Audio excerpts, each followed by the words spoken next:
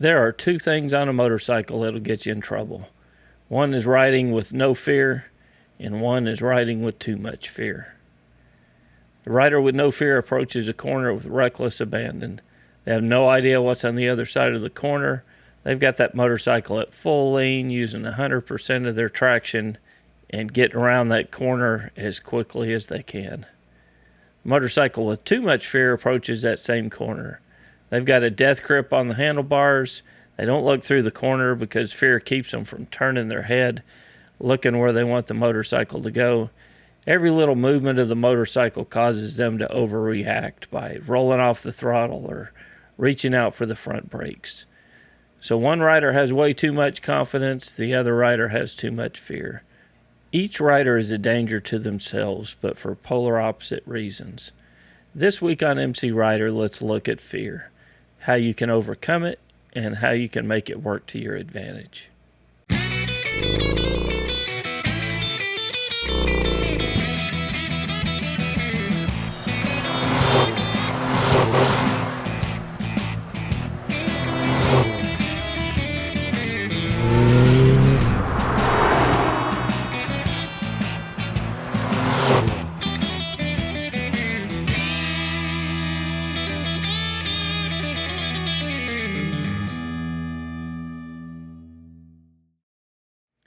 Fear on a motorcycle is something that every rider deals with. Riding a motorcycle is a totally new sensation, and it brings on a lot of things that we're not used to. And I remember when I got back on a bike, I remember this incident real vividly. It had been a long time since I'd ridden. It was my first really big bike. It was a Harley Davidson Sportster 1200, and I hadn't had it very long, just a few days. I was headed back up to the Harley dealer for something. The Harley dealership I bought it from was over on west side of Fort Worth. And where that dealer sits, you cross a lake to get back to that dealership. And that lake is notorious. You get on a bridge and there's wind that gusts that'll come from the left and the right. So it kind of pushes the motorcycle around as you go through it. Well, it wasn't something that I was used to riding a motorcycle. And I remember vividly, I was on Highway 820. I was headed toward the dealership, and that wind was kind of blowing me to the left and to the right. And I'd get a big gust. It'd push me a little bit one way, and a gust coming back the other way. I was going about 60, 65 miles an hour. I passed another biker on the other side of the highway, and they rode by and gave me a big wave as we went by. And I remember thinking, man, I am not letting go of these hand grips. The way this wind is blowing me around, I was scared to death. I had a death grip on those hand grips as I was riding down the road. So it's something that every rider, new riders have faced, because on a motorcycle, you're getting a lot of sensations that you've never experienced in a car. Some of these things could be a danger to yourself, and some of them are just something that you need to learn to live with and realize that it's not as big a danger as you may think initially. So what is fear? It's defined as an unpleasant emotion caused by a belief that someone or something is dangerous, likely to cause pain or a threat. Fear is an emotion, but it also causes a physical reaction from us. So that cornering scenario we gave earlier, a new rider leans a motorcycle into the corner. They're fearful of cornering, so they'll roll off or they'll chop the throttle or they'll reach out for their brakes. I've seen riders try to put a foot down to help try to stabilize the motorcycle. It was a reaction. It was something that they hadn't planned on doing, but a reaction to their fear caused them to do something that actually worked counterproductive to what they wanted to do to corner a motorcycle smoothly. Many of our fear reactions on a motorcycle actually cause negative results. Like we said, the rider going through a corner for the first time, they may roll off the throttle or chop the throttle or reach out for the front brakes, has a negative impact on their ability to corner the motorcycle. A rider who's caught off guard by a car, instead of reaching for the brakes and using that smooth progressive squeeze on the brakes, will reach out and grab the brakes in an attempt to get the motorcycle to stop, causing the tire to lock up and causing an accident, which was what they were trying to avoid in the first place. Our fears can also be real or perceived. So let's look at some examples of real and perceived fear. An example of real fear would be me walking through the woods. It's really dark. I can't hear a whole lot other than the sound of my feet. And then I hear this.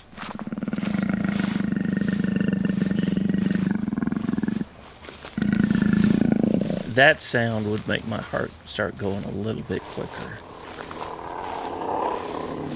I keep listening, and that sound gets a little bit louder. And then I hear this. Like most people, that would cause my heart to race. And I would either kick into that fight or flight mode, or I'm ready, most likely ready to get out of there and find someplace else to be. That would be an example of real fear for me. It's not something perceived, it's something that I can hear. And I know that cougar is getting close by and he sounds hungry. And I would probably make a tasty meal for a cougar. So that's something that would bring real fear into my heart if I was in that situation. But perceived fear is different. It's not based on reality. It's not based on something that is a direct threat to us right now, but rather it's our lack of understanding of a situation that makes us fearful of that situation. It's our perception of it that causes the fear. So here's a real interesting test that I found online, and it tests your ability to detect a perceived threat. Now, it helps on this test if you're in a quiet place, if you're watching on a mobile device and you've got headphones available. Helps if you have headphones on, but be real still and quiet as we do this test. And if you can get closer to your screen or your mobile device, it will help you in detecting the threat. Now, in a minute, you're going to see a small dot or a circle appear on the screen. Now, not everybody's going to be able to see that circle. Only those who can potentially perceive a threat are going to be able to see the circle. So I'm going to start bringing it up now. If you can see the circle, which not everybody will be able to, but if you can see that circle, just begin to stare at it. And keep looking at that circle. And don't look at anything else but the circle.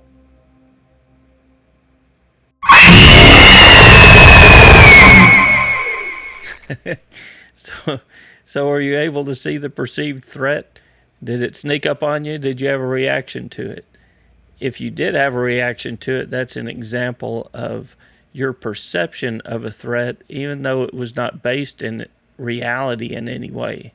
It was something that startled you and it scared you, caused your heart rate to jump up temporarily, may cause you to jump back a little bit, but you had a reaction to a perceived threat as if it was an actual threat to you.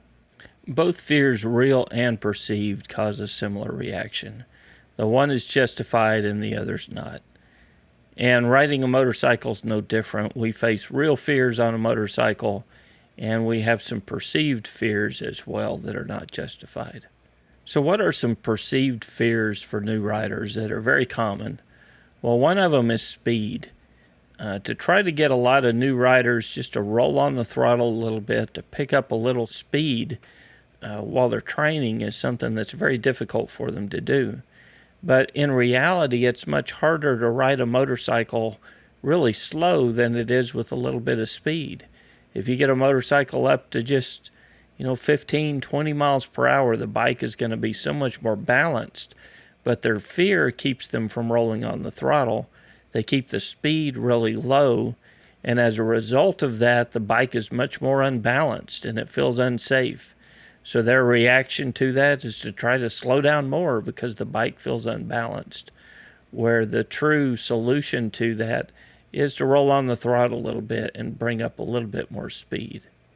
Another place where you see a perceived threat with new riders is in cornering.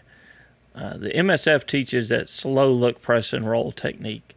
So I'm approaching a corner. I'm going to slow down first with the front and rear brakes. I'm going to look through the corner where I want the motorcycle to go. I'm going to press on the hand grip in the direction I want the motorcycle to go to. And I'm going to roll on the throttle. And it's that rolling on the throttle that causes a lot of riders hesitation. They lean the motorcycle over and the bike starts feeling unbalanced, so they roll off the throttle, or they take their head out from looking through the turn and start looking down at the ground. Where if they just rolled on the throttle a little bit, the bike would be so much more balanced through the corner, because the throttle has as much to do with the suspension of the bike as it does the speed of the bike.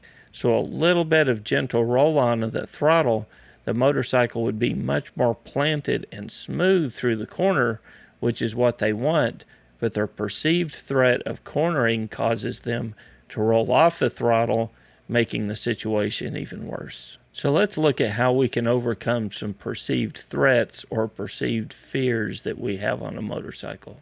So the first thing we have to do is to rewire the brain. And we mentioned earlier some reactions that people have in cornering, of chopping the throttle or rolling off the throttle or grabbing the brakes in an emergency situation. Those are our normal reactions to threats on a motorcycle.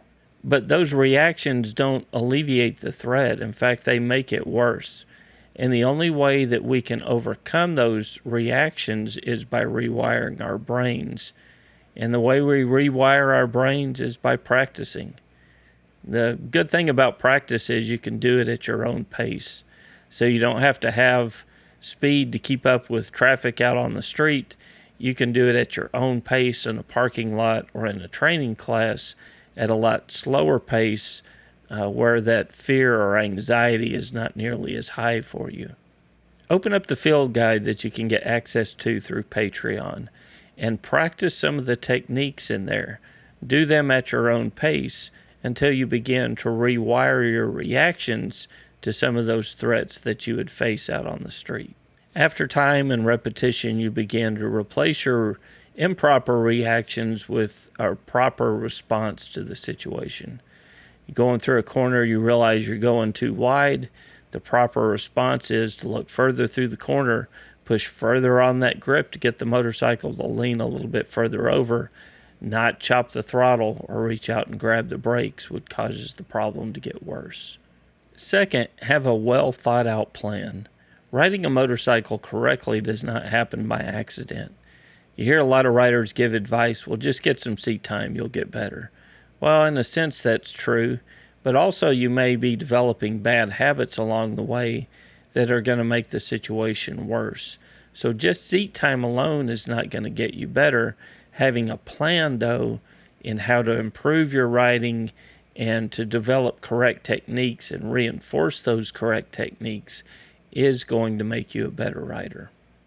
The fear of the unknown or not having a plan makes our fears worse. And much of the plan is developed for you here at MCrider. Grab the field guide, go out to a parking lot. If you have a fear of cornering, practice cornering with a plan at your own pace and develop your skills along the way. Over time, with a plan and continued practice, you'll begin to alleviate that fear because you know that you've got a plan in place and that you're using proper cornering techniques to negotiate the corner. Number 3 was a big one for me, and it was do one thing every day to improve your riding, and that's going to help you alleviate your fears. Being complacent on a motorcycle is not a good place to be. Riding a motorcycle or your motorcycle skills are much like buying vegetables at the grocery store. If you bought a bunch of tomatoes and you set them on the shelf and you let them sit there at your house for a month, after a month those tomatoes wouldn't be any good anymore. And it's the same way with your motorcycle skills. If you haven't practiced emergency braking since you took the MSF class, when you need that skill out on the street, it is likely not to be there. So what really helped me in my riding was where I used to work, I had a painted MSF range that was quarter mile from where I worked at.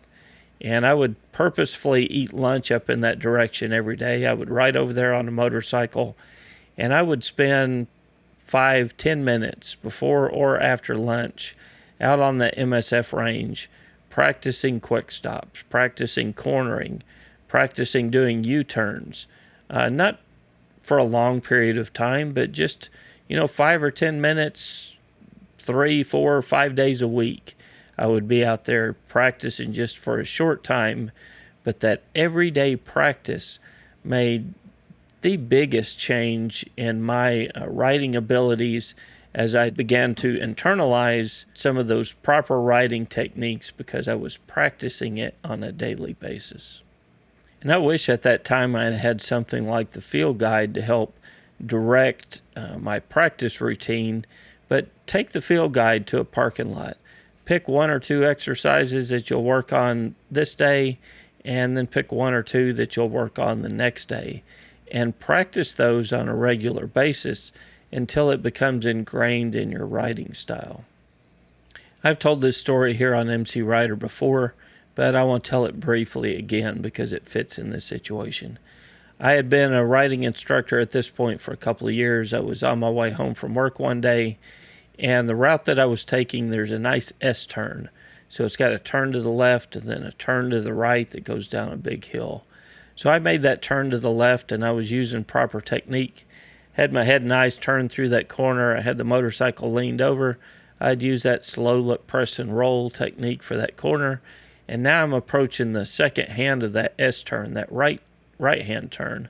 And it's kind of a blind turn. There's a bunch of trees on the corner, and then it crests a hill where it goes back down to the highway. So I get ready to start leaning the motorcycle over to the right. Got my head and eyes turned through to the right for that corner, and something just didn't look right. As I turned my head around through there, something didn't look right, and I couldn't tell initially what it was. As I got a little bit further through the corner, I could see that a black Cadillac Escalade decided that was the perfect spot to make a U-turn. So there I am. I got the motorcycle leaned over. I'm at about 30 miles per hour, and I'm looking at the passenger door of a black Cadillac Escalade. Well, what did I do in that situation? To be honest with you, I didn't even think about it. There were ditches on either side of the road. There was a barbed wire fence right on the other side of the ditch. So what I did, without thinking about it, I straightened the motorcycle up, squeezed the clutch in, I shifted down into first as I began squeezing on that front brake and applying some rear brake. And I remember I was squeezing on that front brake, and the only conscious thought that really came to my mind was, am I going to get the bike stopped in time? And I ended up stopping the bike a few feet short of the car, and now I'm looking through the passenger window of the car, and the driver is looking at me, and I start waving them on because I don't want to get rear-ended from some car coming up behind me. But it wasn't until I got home that I realized what I had actually done. I had done one of the exercises that we teach in the MSF in the basic rider course, had come to real life, real fruition for me out on the street. And it wasn't something I thought about, it was just something that I did. And it's not because I'm an exceptional rider or I've got exceptional skills. It's because I get to practice it every time I teach a class, and it's because I practice it on my own time as well. So when I needed it on the street, when it became a life-saving maneuver for me, it just happened. It wasn't something I thought about. It wasn't something I planned for. It just happened. And the reason why it happened was because I practiced it and because I had developed that skill, and I had replaced my normal reaction of grabbing the brakes or running off wide in the ditch or jumping off the motorcycle, laying her down like you hear some riders talk about. All of those things are normal reactions, but I had replaced those reactions with proper technique, and I got the motorcycle to stop, and now I'm sitting here telling you guys about it. So fear does not have to paralyze us. In fact, fear can be a great motivator. And I think that's probably what motivated me to develop my skills in riding a motorcycle was fear of having another accident.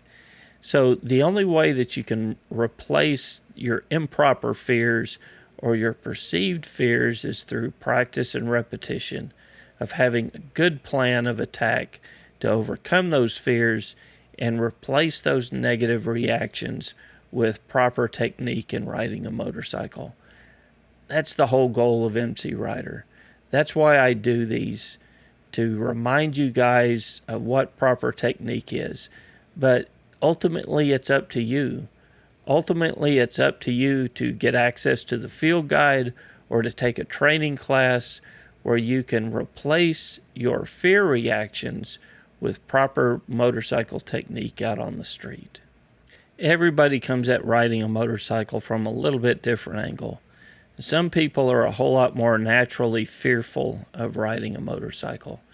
And there is no magic pill that I can give you to alleviate that fear and to help you gain control and confidence on a motorcycle, other than practice and repetition. With practice and repetition, you can begin to alleviate that fear and replace the fear of the unknown with known technique that can keep you safer and give you more control over your motorcycle out on the street. So I hope you guys found this video useful. I'd love to hear your comments and thoughts down in the comment section, so leave me a comment and let me know what you think about the video. And until next week, guys, this is Kevin with MCrider, and we'll see you on the road.